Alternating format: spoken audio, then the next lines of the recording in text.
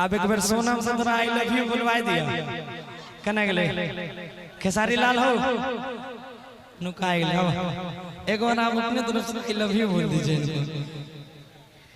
I love you जान।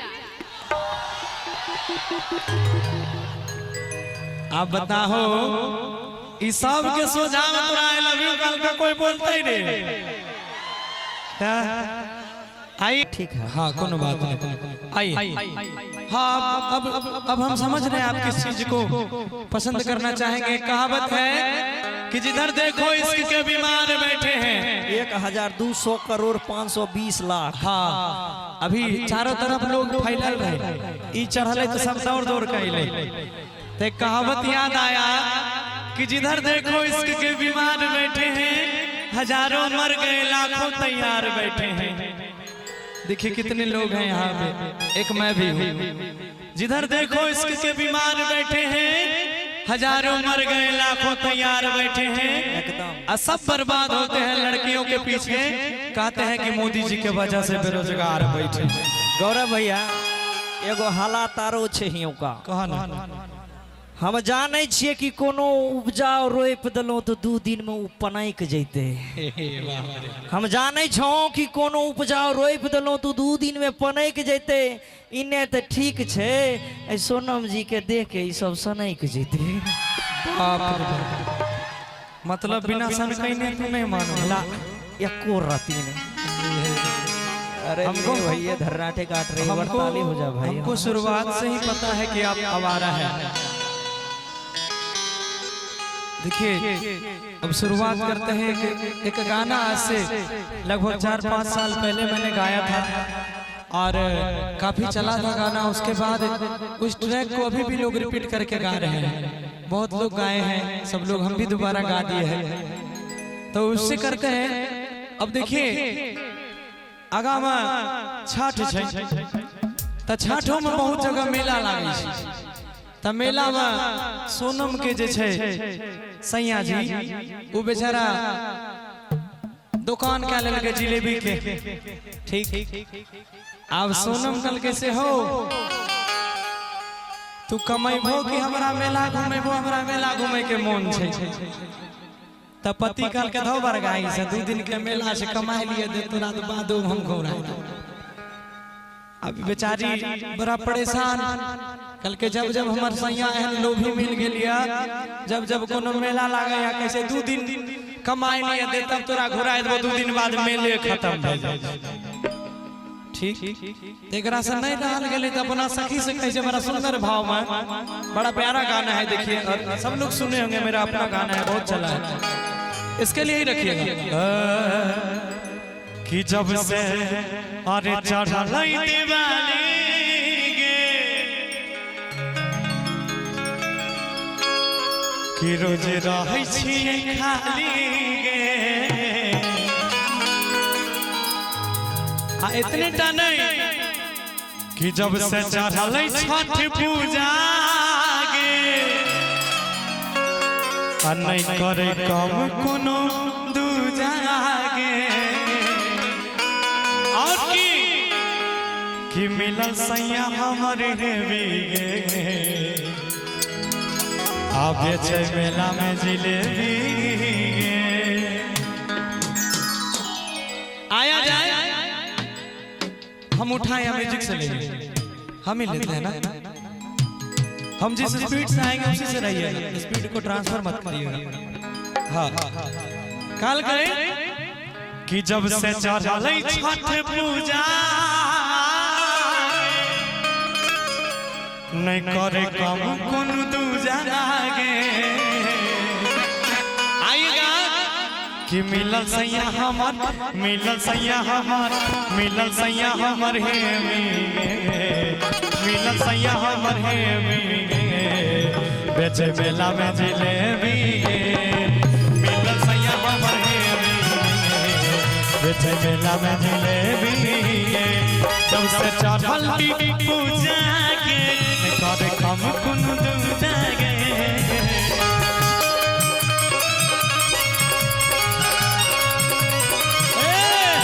जब से चढ़ल छठ पूजा के कर कम कोन दूजागे।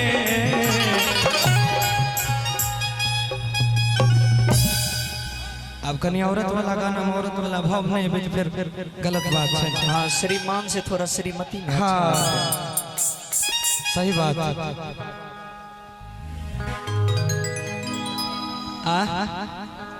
छोटे से तो की भाग ले कोनो बात नहीं चल ऐसे। हाँ कल गई कि जब से चढ़ल छठ पूजा गे अने कर कम कोन दूजा गे आवा कि पैसा धरे पैसा धरे पैसा धरे भर देबे बेटे मेला में।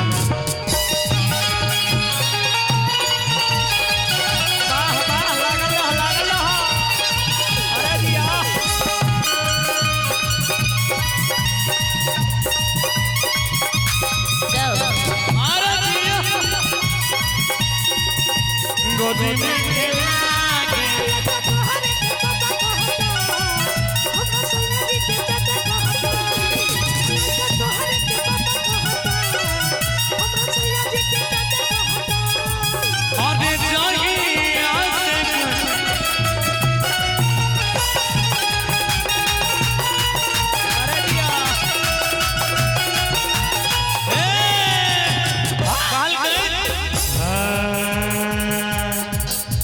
सारा पानी नहीं बुझे परेशानी मन दर्शन करे के करे छे सच कहै छी बात हम जोड़े छी हाथ कर सब जिया डरै छे। ताली हो जा जोरदार गो। अरे जिया वाह वाह लगा के अरे सारा पानी नहीं बुझे परेशानी मन दर्शन करे के करे छै सच कहै छी बात हम जोड़े छी हाथ एक सब जिया डरै छै।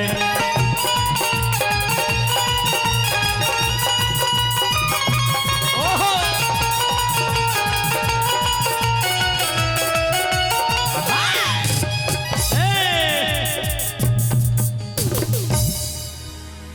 कि अपना कमाई छोड़ा अरे घूम के नरहन में कि मेला घूम के आगे लागल सबसे बदन में। इतने नहीं कहल गए देखिए पहले का जमाना था साजन मेरा उस पार है मिलने को दिल बेकरार है। आपके पति का मजबूरियों में कन्या का मेला ले जाए पड़े छे की है। आपके कहावत रहल वही रहिएगा आप मत कह सकिएगा। आपके कहावत रहल कि घरे अइबो न बोलम जे बहारवा से त दिलवा लगा लेब देवरवा से। बाप रो ते खाला अपना सखी से कि फेर सरधा पानी नहीं बुझे परेशानी कि मन दर्शन करे के करे छै आ सच कहै छी बात हम जोड़े छी हाथे करसवरी जियरा जरे छै। जय हो जय हो। और कि हम कहै छी बात खुले कह दो कि सैया छोड़ दे जिलेबी वाला का। हम केतनो कहै छी हमर बात नहीं मानैया कि हम कहै छी बात खुले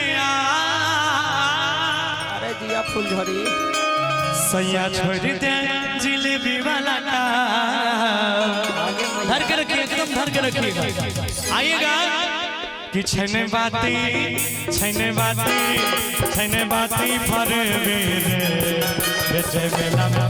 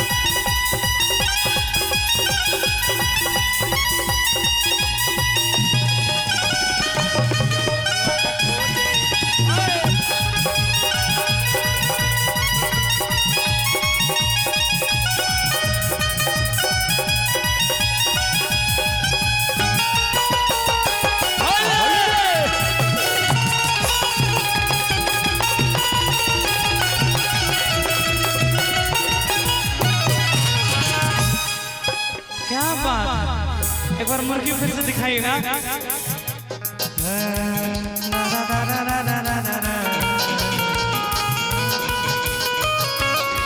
हम क्या गा रहे हैं सुनिए।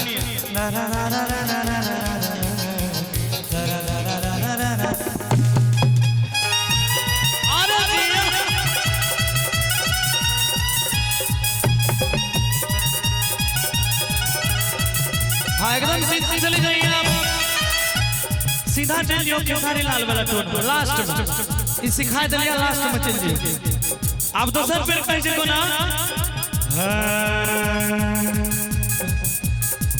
कभी मासूम वाला चाहिए तने हो गम हम करथिए पूजा नवा तू रहती हो साथ करथिए नवरात मैया अंगनवा।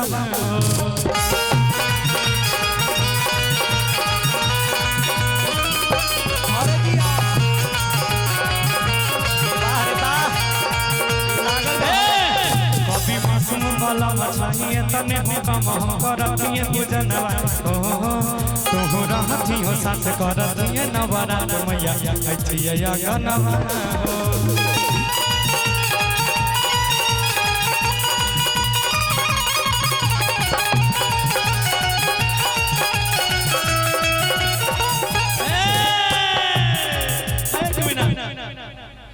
कि सुन न रहन वाला पिया कना जूस और गौरव ठाकुर लंग है बाखुश से नहीं तो बात माना तू हमरा मेला घुराई दो।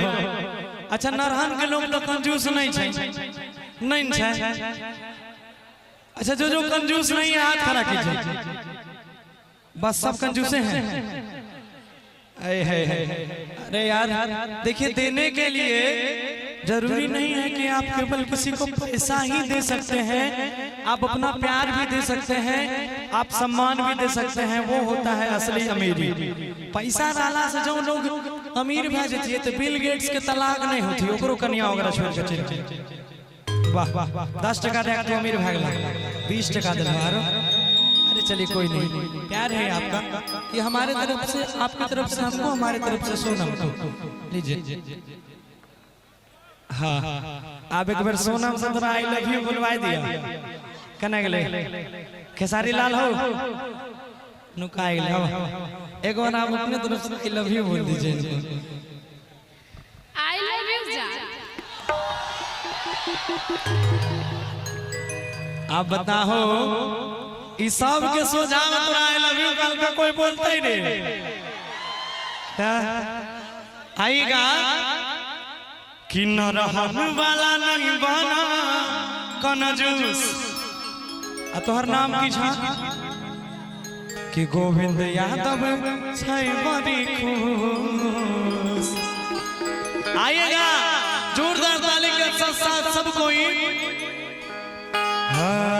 कमाबा पैसा भले भी हो नहीं बेचा मेला में जिलेबी हो। आइएगा कि पैसा भरे पैसा भरे पैसा भरे भरे जेबी बेचे मेला में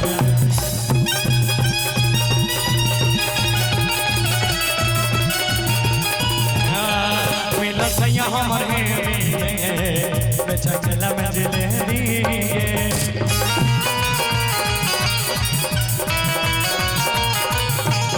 आप मुर्गी दिखाइए। मेला सैया हमर लास्ट नहीं, मेला सैया हमर बेचे मेला में जिलेबी।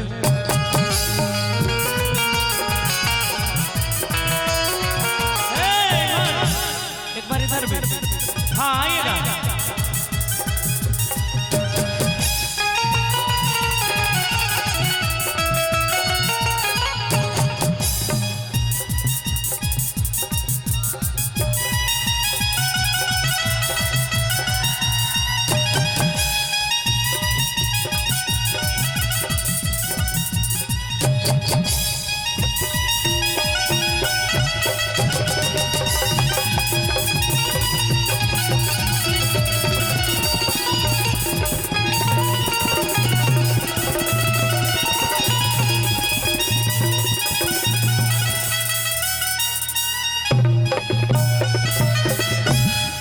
देखो जोरदार ताली हो जाए। क्या बात है। देखिए आपका प्यार मिलता है तो दिल गदगद हो जाता है। एक और सुनाते हैं।